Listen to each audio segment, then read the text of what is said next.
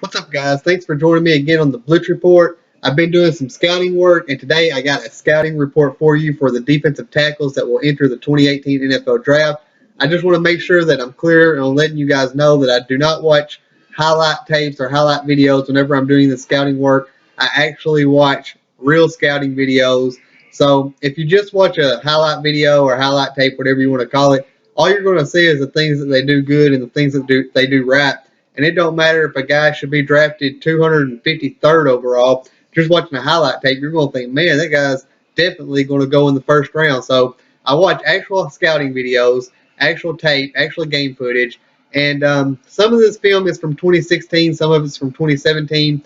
I'll go back and do more scouting later. This is not the first and only time that I'm going to scout these guys. It's important to scout them multiple times to get a really good feel and really good idea for them. So just some of the 2017 tape isn't out yet. It'll come out later on or probably early next year. So let's go ahead and jump into this. I'll just throw a picture up right here somewhere and I'll read you what I got on the guys. So let's go ahead and start on this. And I've got them ordered from the how well I liked them on down. So number one, I have Payne. The guy eats double teams almost every play. He locates the football very quickly. He gets his hands up well whenever the quarterback goes to throw. If he can't get to the quarterback, he does a nice job of always getting his hands up trying to swat the ball. He's got a nice bull rush and a nice swim move. It doesn't matter if you play a 4-3 or a 3-4. The guy can play anywhere on the offensive line that you want him to. Or no, I'm sorry, I was reading the wrong player there. He fits as a 3 tech or a nose tackle in the 3-4 defense and just a regular defensive tackle in a 4-3. I wouldn't want him playing on the end. He's too big for that. Sorry if you hear the dog growling in the background. It's thunder in here, and he's a Chihuahua, so you should understand if you got Chihuahuas.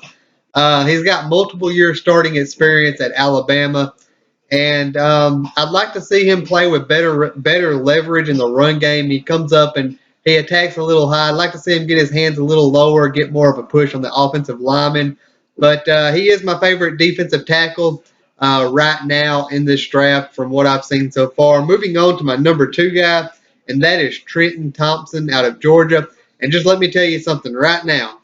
If this guy didn't have injury issues, he would far and away be my favorite player in the draft. But I don't know how dependable he is going to be. He's dealt with injury concerns, but this guy has superstar potential. You're talking like Geno Atkins, Ndamukong Suh. He has got that type of potential player. He can play anywhere you want him on the defensive line, scheme friendly. He can play 4-3, 3-4, wherever you want to play him. As long as you put him on the defensive line, he can do it all. He's got one of those very rare body types to where he can do just anything you want him to do. He eats double teams pretty well. He's not the most strong guy in this draft, but I figure Daron Payne is the strongest one of these defensive tackles, to be honest with you. But this guy is the most well-rounded athlete. Let's see, where am I at now? He plays with power and finesse. He's able to get penetration and fill run gaps. Um, when he plays on the end, he does a nice job setting the edge. And like I said, the real only knock on this guy is his health. If it wasn't for his health issues, he would definitely be number one. But because I don't know how available he's going to be yet, I'm just not ready to put him in that number one spot. At number three, we have Christian Wilkins. He's a guy that I did scout last year, but he ended up not declaring for the draft. Last year, I had him as a late second to mid third round grade on him. I would have been more comfortable taking him early to mid third round. This year, I'm getting ready to move him up. He's improved a lot. He looks like he's added some weight, but you can definitely tell he's added some strength this year. He has experience playing all across the defensive line, no matter where you want him to play. He can play it. He does a lot of different things. They even drop this guy back into coverage sometimes, and that's very rare for a defensive tackle to do it. Sometimes he'll even stand up as an outside rusher. So the guy must be crazy athletic to be able to do this. They use him for a QB spy. Um, he has a very good swim move.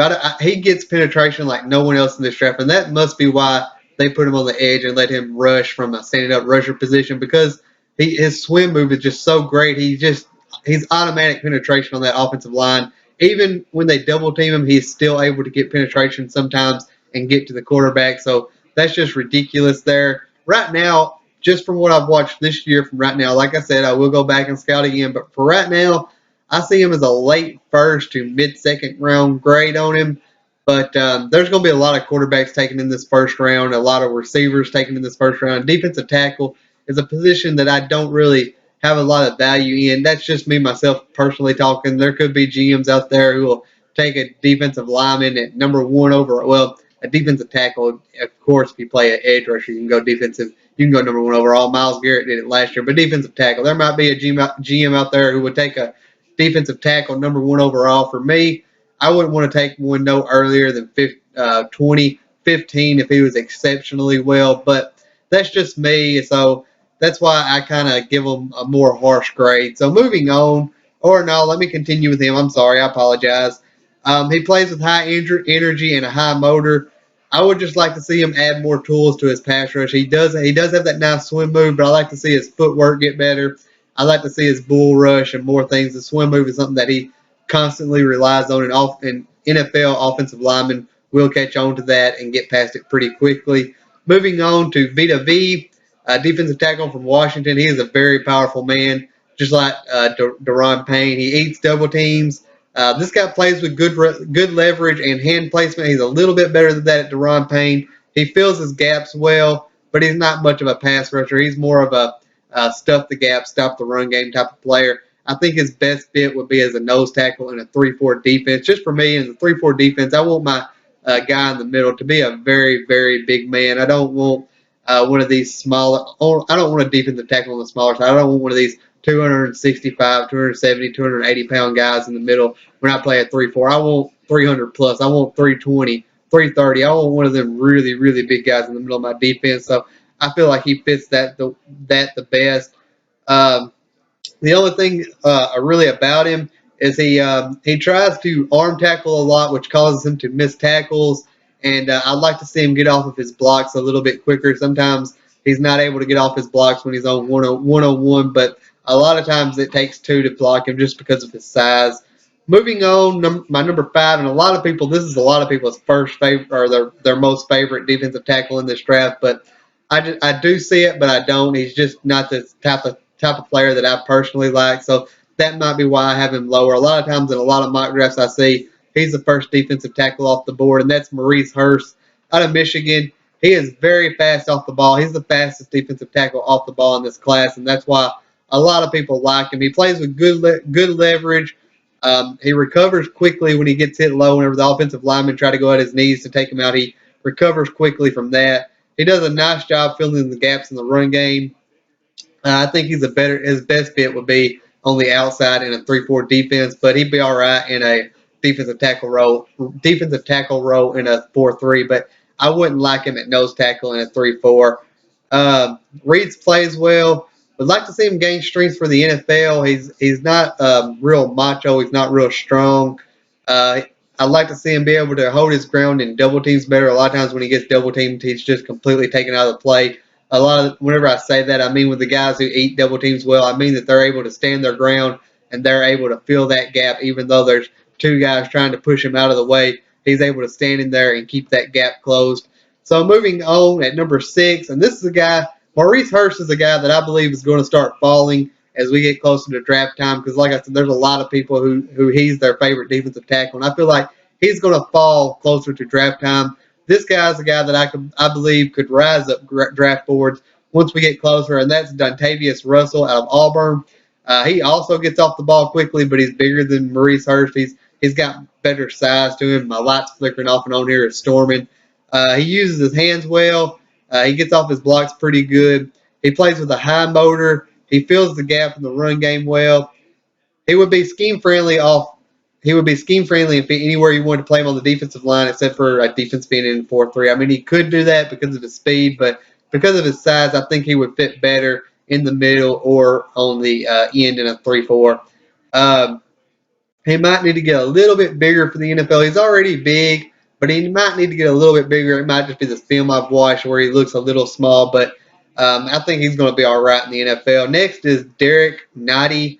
out of FSU. He's got a quick get off. He gets off the ball quickly.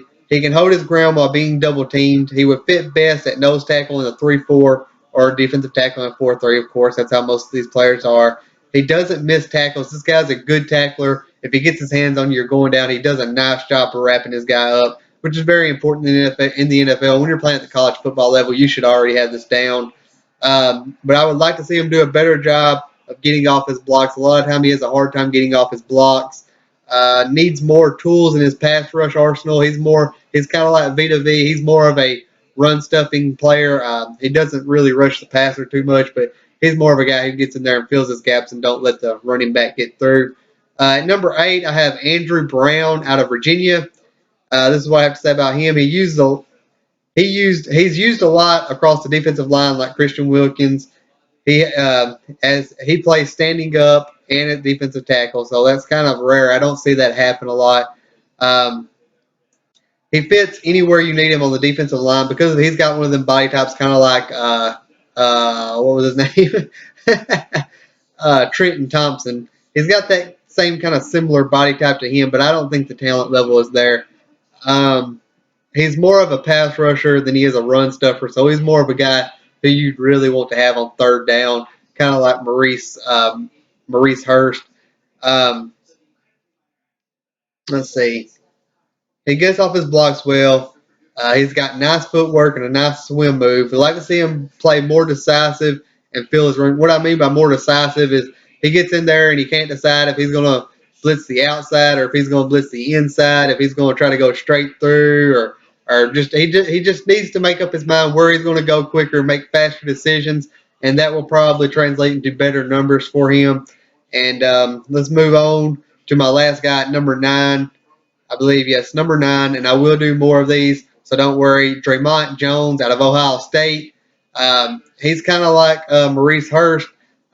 He's going to have to add power for the NFL, but he is very fast. He's a very fast defensive lineman, and I feel like he could play in a 4-3 defensive end as well. He kind of reminds me a little bit of DeFrost Bunkner, who come out 2 years ago. So he does kind of remind me of that. He needs to get stronger for the NFL. He gets manhandled a lot in the run blocking. He just kind of gets pushed off the ball and lets the gap fill. So I'd like to see him be better on run defense. But anyways, guys, that's my scouting report. I'm going to be doing more scouting reports. I'm going to start looking at wide receivers and linebackers probably next. I'm not really going in any specific order. I'm just kind of scouting whatever I want as I go. And definitely cornerbacks will probably be pretty high up there. But remember, I'll scout these guys more than once. Be sure to check out other videos on the channel. I got a mock draft coming out next week. I do it every 4 weeks. Every Saturday for the loser of Thursday Night Football, I'll do a quick fix mock draft for that team. Hit the subscribe button if you haven't yet. I got something that's kind of falls in line with these videos for the off season that you're not going to want to miss no matter who you're a fan of, guys. I greatly appreciate you. And be sure to leave a like if you like the content. I hope you all have a great day.